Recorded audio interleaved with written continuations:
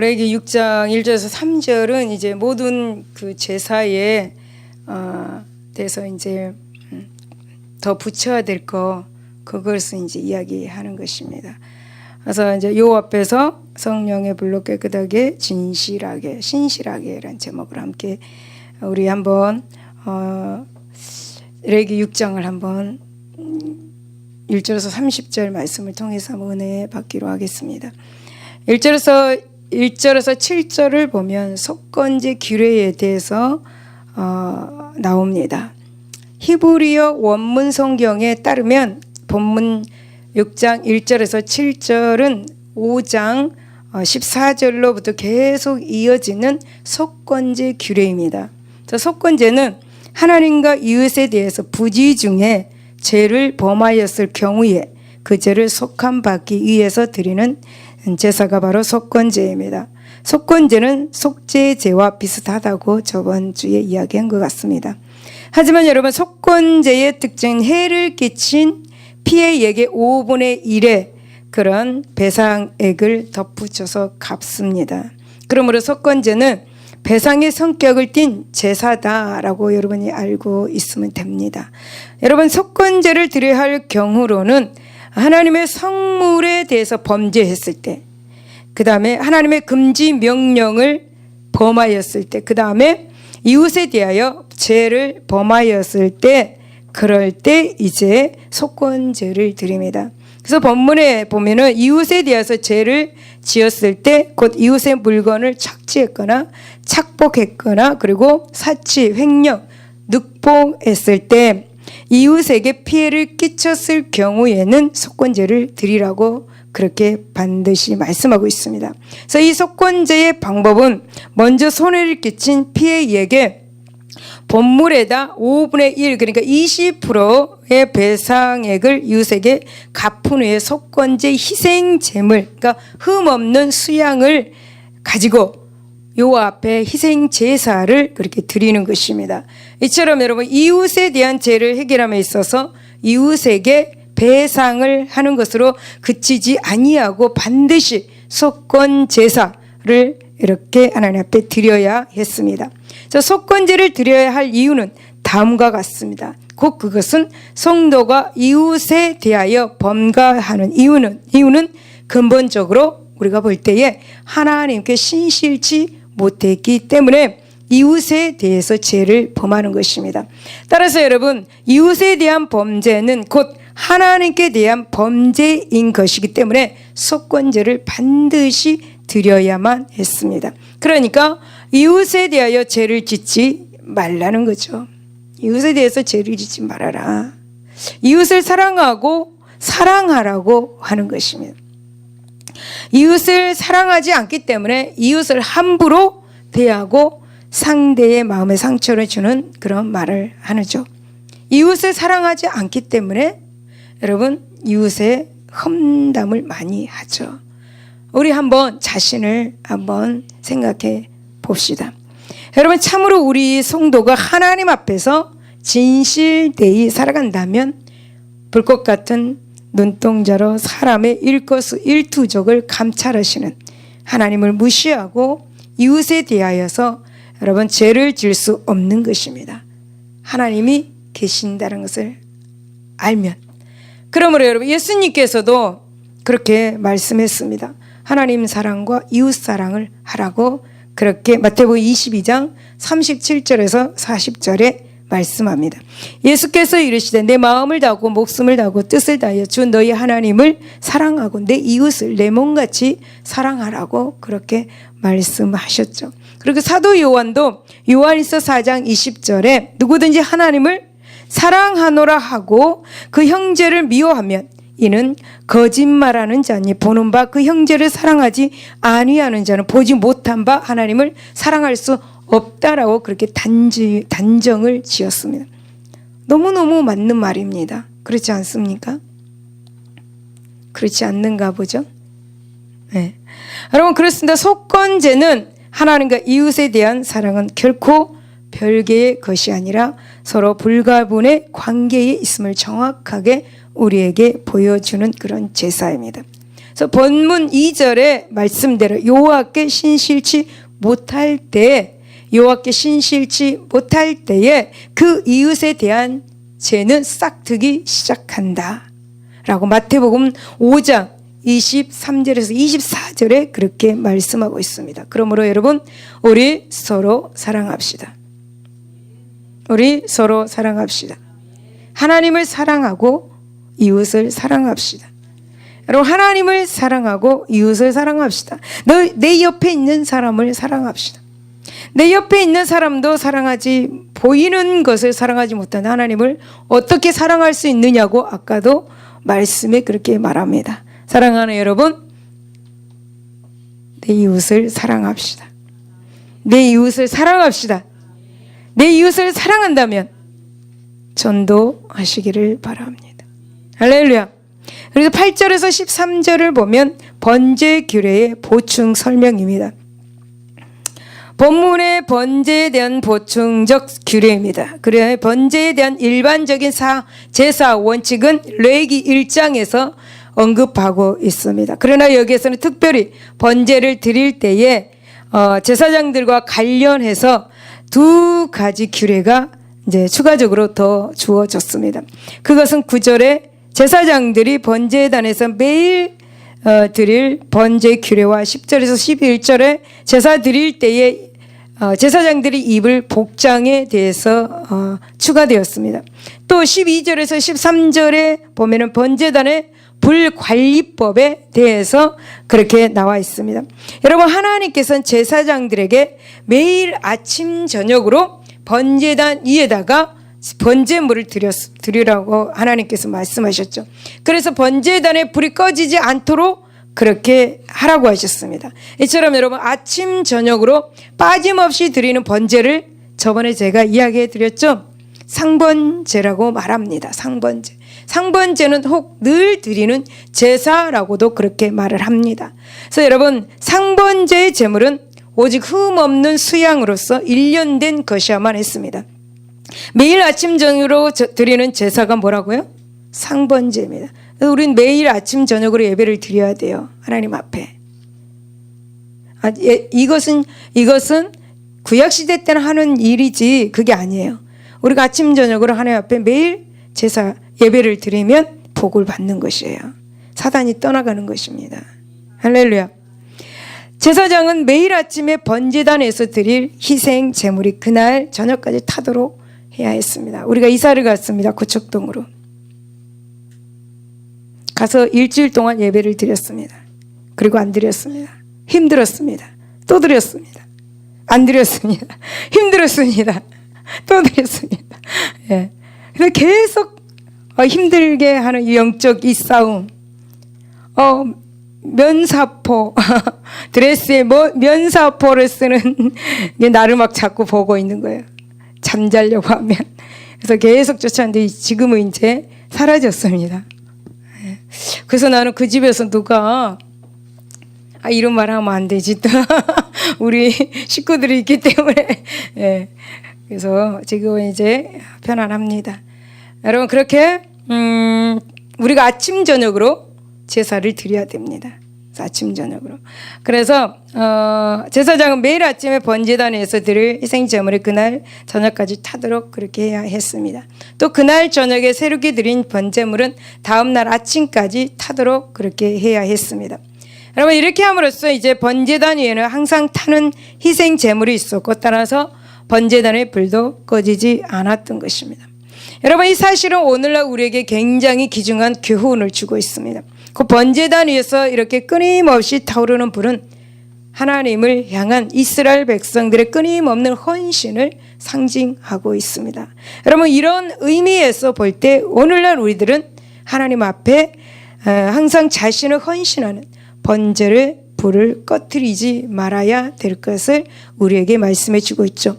자신을 신령한 제사, 그러니까 자신을 신령한 산 제물로 그렇게 삼아야 한다라는 거죠.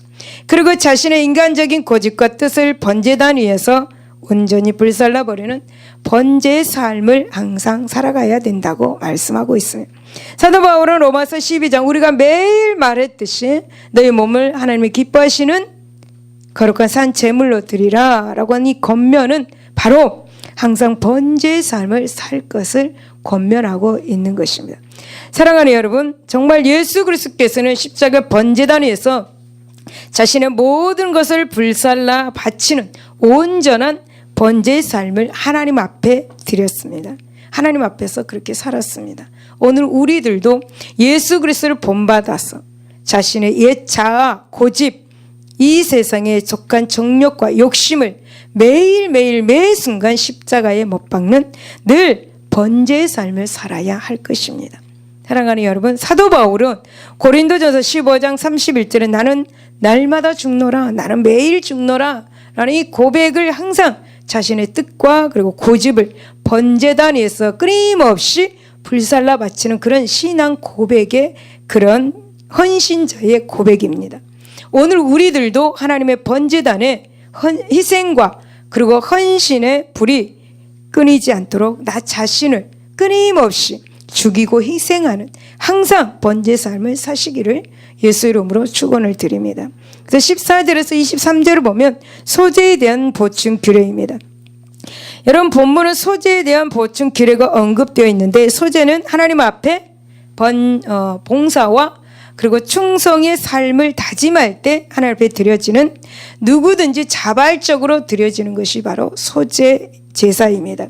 이 소제 제사 예물은 다른 제사와는 특이하게도 고운 가루 혹은 소산의 첫 이삭 등 곡물입니다. 그래서 소제는 그 드리는 자에 따라서 크게 두 종류로 나누어지고 있습니다. 즉 일반인이 드리는 소제와 제사장이 드리는 소제입니다.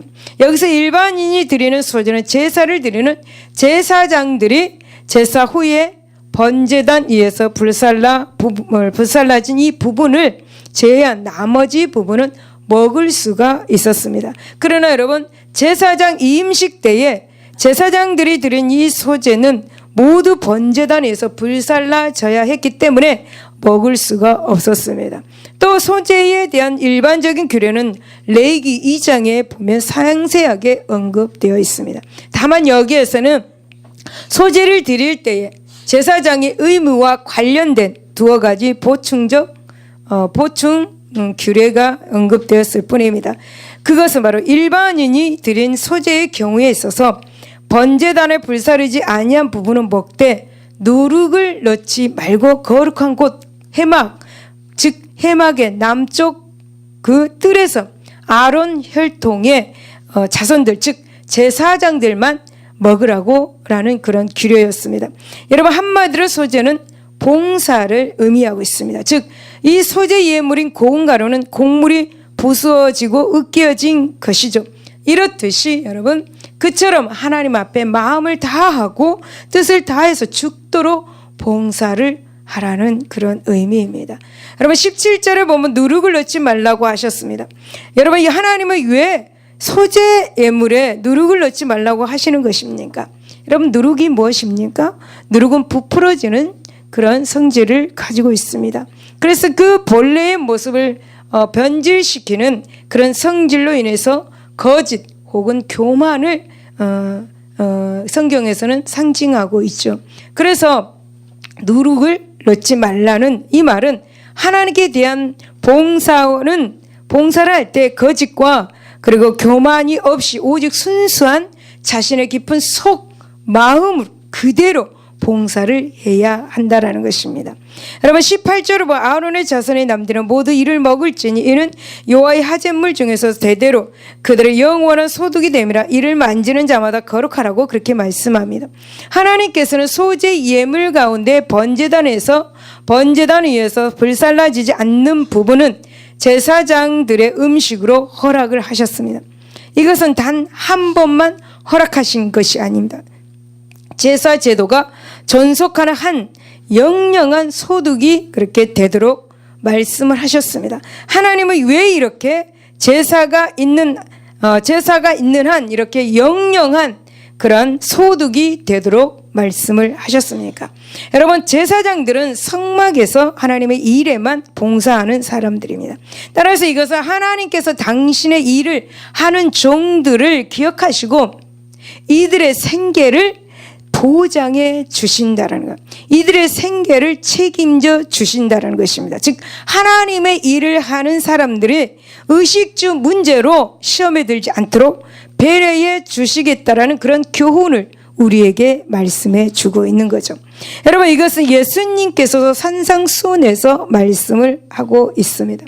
여러분, 오늘 하나님의 일을 하는 자들은 이 사실을 굳게 믿고 의식주 문제로 인하여서 하나님의 일을 소홀히 하는 죄를 범하는 일이 없도록 해야 될 줄로 믿습니다. 하나님의 일을 하는 사람들이 의식주 문제로 많이 고민하는 것을 보았습니다. 이 사실을 안다면 고민할 필요가 없지 않을까요? 예수님께서는, 하나님께서는 구약 그 시대 때부터 제사장들을 먹이고 입히고 의식주 문제를 다 해결해 주셨습니다. 이런 걸 볼 때 하나님의 일을 하는 사람들은 의식주로 인해서 고민할 필요가 없이 하나님이 주시는 그 사명을 더 열심히 충성을 해야 되지 않을까라고 그렇게 생각을 해봅니다. 사랑하는 여러분, 오늘 우리는 소재의 보충적 규례 속에 나타난 이 하나님의 교훈을 깨닫도록 하시기를 바랍니다. 곧 소재의 예물 속에 누룩을 넣지 말도록 명하신 그 뜻을 쫓아서 주의 일을 할 때 결코 게으르지 말고 교만의 마음으로 하는 일이 없도록 하시기를 바랍니다. 또 여러분, 성막 일을 돌보는 제사장들에게 그 소득과 몫을 보장해 주신 하나님의 뜻을 깨닫고 오늘 우리 성도들도 주의 일을 할 때에 의식주 문제로 고민하는 일이 없도록 하시기를 바랍니다. 왜 그렇습니까? 그것은 하나님께서 우리보다 더욱 우리의 육신이 필요로 하는 것을 알고 계시기 때문입니다. 할렐루야. 24절에서 이 30절을 보면 속죄제의 보충적 규례입니다. 여러분, 속죄에 대한 일반적인 규례는 레위기 4장 1절에서 5장 13절 부분에 자세하게 언급되어 있습니다. 하지만 여기에서는 그러한 일반적인 규례 위에 제사를 직접 주관하는 이 제사장들의 역할과 관련해서 실제적인 규례를 몇 가지 더 일러준 부분입니다. 속죄제는 속죄제 희생제물의 피처리 방법과 그리고 관련해서 크게 두 종류로 나누어지고 있습니다. 첫째 보면은 제사장과 온 회중을 위한 속죄제입니다. 이것은 희생제물의 피를 성소 안에까지 가지고 들어가야 했습니다. 또 그 고기를 전부 불태워야 했기에 속죄제 희생제물의 고기를 먹을 수가 없었습니다. 그리고 두 번째 보면 족장과 평민을 위한 속죄제입니다. 이때는 희생제물의 피를 성소 안에까지 가지고 들어갈 필요가 없었습니다. 또 희생제물의 기름 부위만 번제단 위에서 불태웠기 때문에 그 나머지 부분은 제사장들이 마음껏 먹을 수가 있었습니다. 본문의 이 규례는 이때에 먹은 제사 음식과 관련해서 규례에 있습니다. 여러분, 하나님께서는 속죄제 희생의 고기는 반드시 해망들 거룩한 곳에서 먹되 만일 제물의 고기를 삶아 먹는다면 토기 그리실 경우에는 28절에 깨뜨려 버릴 것과 유기 그리실 경우에는 깨끗이 닦고 물로 씻을 것을 명하신 것을 볼 수 있습니다. 여러분, 하나님은 왜 이 같은 명령을 하셨을까요? 여러분, 여기에서 토기 그릇, 여러분 아시죠? 이 토기 그릇은 흡수성이 있는 그릇입니다. 그렇다면 뭡니까? 아무리 깨끗이 씻어도 깊숙이 배인 고기 냄새나 그 찌꺼기를 제거할 수가 없습니다. 그래서 따라서 깨뜨리라고 그렇게 말씀하신 거예요. 토기 그릇은 깨뜨려 버리라고 그렇게 말씀하신 거예요. 그리고 유기 그릇은 흡수성이 없기 때문에 물로 깨끗이 씻어내면 충분히 그 고기 냄새나 찌꺼기를 없앨 수가 있습니다. 그래서 유기 그릇은 깨끗하게 씻으라 라고 그렇게 했던 것입니다.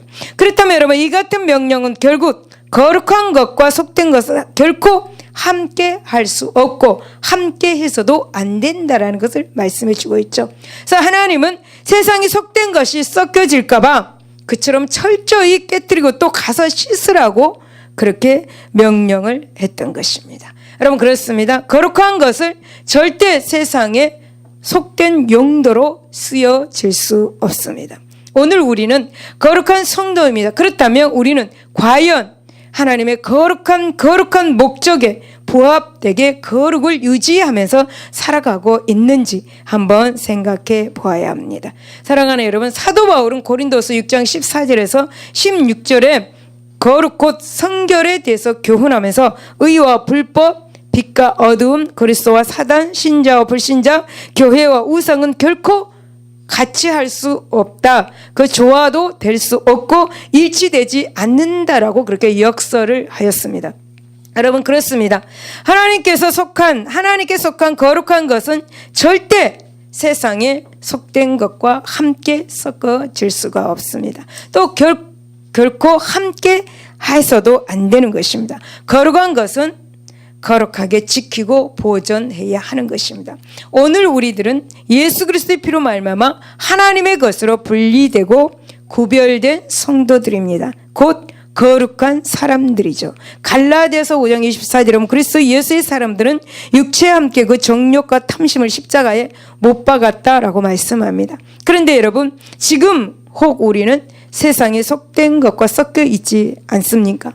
지금 이 순간 심령으로부터 부패하고 냄새나는 세상에 속된 것들을 철저하게 제거하시기를 바랍니다. 여러분, 씻어낼 것은 깨끗이 씻어내고 또 깨트려 버릴 것은 깨끗하게 완전하게 깨트려 버리시기를 예수 이름으로 축원합니다. 기도하겠습니다. 하나님 아버지, 감사합니다. 오늘 석권제, 번제, 소제, 속죄제에 대해서 추가 설명을 하나님께서 해주셨습니다. 이 제사들 중에서도 하나님 아버지 우리에게 교훈되어진 것이 있었습니다. 하나님, 이 교훈을 우리가 잘 깨닫고 마음판에 새겨서 실천하게 하여 주셔서 하나님께 영광 돌리게 하여 주시옵소서. 감사하며 예수 이름으로 기도드리옵나이다. 아멘. 할렐루야. 할렐루야. 우리 기도하기를 원합니다. 하나님 앞에 신실하게 삽시다. 할렐루야. 우리 삶에 신실하게 삽시다. 깨끗하게 삽시다. 성령으로 충만하게 삽시다. 한마디로 그것입니다. 그거. 할렐루야. 하나님, 나를 깨끗하게 하여 주옵소서. 성령 충만케 하여 주시옵소서. 항상 하나님이 말씀하시는 이 제사의 삶을 살게 하여 주시옵소서. 가정의 문제 해결하여 주시옵소서. 우리 주 일창하고 기도하겠습니다. 주여, 하나님 아버지, 감사합니다. 우리 모든 죄를 용서하여 주시옵소서. 깨끗하게 하여 주시옵소서. 깨어질 것 깨지게 하시고 씻을 것 깨끗하게 씻게 하여 주시옵소서. 세상과 하나님 안에서 하나님 아버지, 절대 어둠과 빛은 같이 갈 수가 없습니다. 세상의 정욕과 세상의 욕심